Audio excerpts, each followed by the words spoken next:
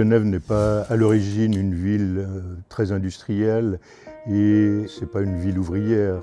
À la fin de la Deuxième Guerre mondiale et puis le boom économique suite au début de ces 30 glorieuses, comme on les appellera par la suite, eh bien, Genève manque de terrain, manque de territoire et il faut absolument relocaliser les industries. Et donc on cherche pendant quelques temps et on trouve que la zone Praille-Acacia, relativement proche du centre-ville, peut être un terrain de jeu, si j'ose dire comme ça, utile pour le développement industriel de Genève.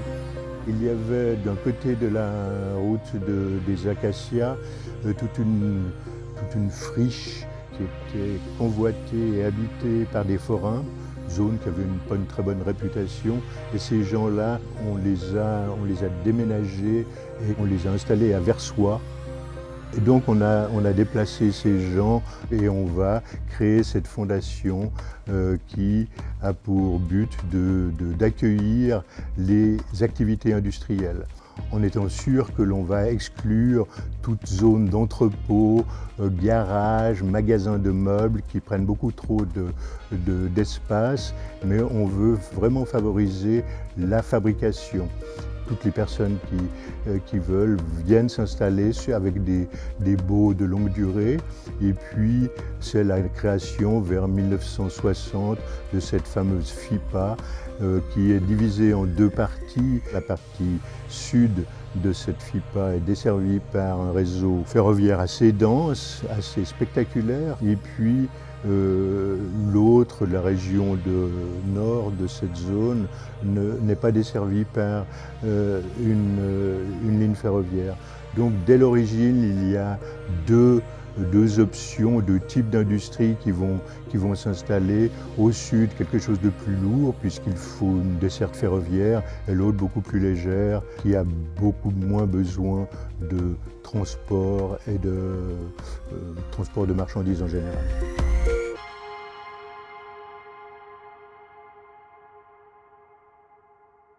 Le déclin industriel va toucher certains secteurs, métallurgiques principalement, alors que d'autres entreprises telles que l'horlogerie et la chimie vont connaître un développement assez soutenu dès les années 70, 80 et ne cesse de s'accroître.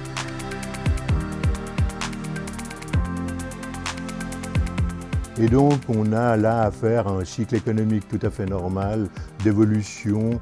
Ces entreprises métallurgiques ont été rachetées par des entreprises suisses alémaniques et on ferme des entreprises genevoises puisqu'il s'agit principalement que de succursales. L'horlogerie va sortir victorieuse de cette période-là.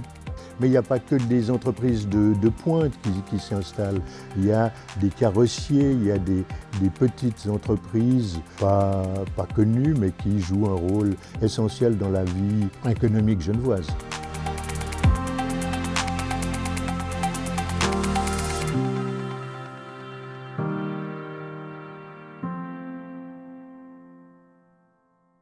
Très rapidement, on s'aperçoit que le long des lignes de chemin de fer, on va développer dans la région de Vernier une petite zone industrielle et puis après vers Meyrin, on voulait avoir une très grande zone industrielle liée à un port fluvial dans la région de Poney, chose qui ne se fera pas, mais il y a une ligne de chemin de fer à proximité et on va construire cette immense zone de la Zimesa qui est appelée encore à se développer, je pense. Une des dernières, c'est peut-être pas la dernière, mais une des dernières qui a été vraiment réalisée, c'est la zone industrielle de Plan-les-Ouates qui met du temps à se développer.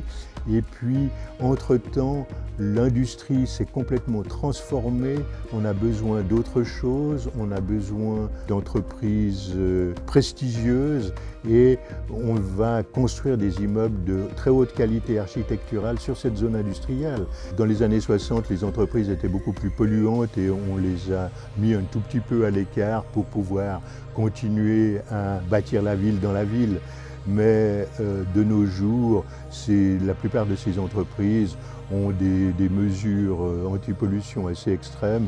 Et elles ne polluent plus, elles ne font pas beaucoup de bruit non plus. Peut-être on va y repenser, peut-être les futures zones industrielles qu'on va imaginer vont être plus insérées dans un tissu de mixité, habitation, commerce et logement avec des entreprises. Il ne faut surtout pas oublier que la rigidité, alors c'était tout à l'honneur des dirigeants qui ont lancé la FIPA, mais ils avaient une rigidité extrême dans les années 60-70 de n'autoriser que de la construction et de la fabrication et non pas de la gestion. Ils n'ont pas compris que le monde économique était en train de changer et que pour un horloger fabricant un ressort, il fallait une dizaine de personnes au marketing. Et maintenant, c'est ça l'entreprise moderne, c'est une mixité de gens.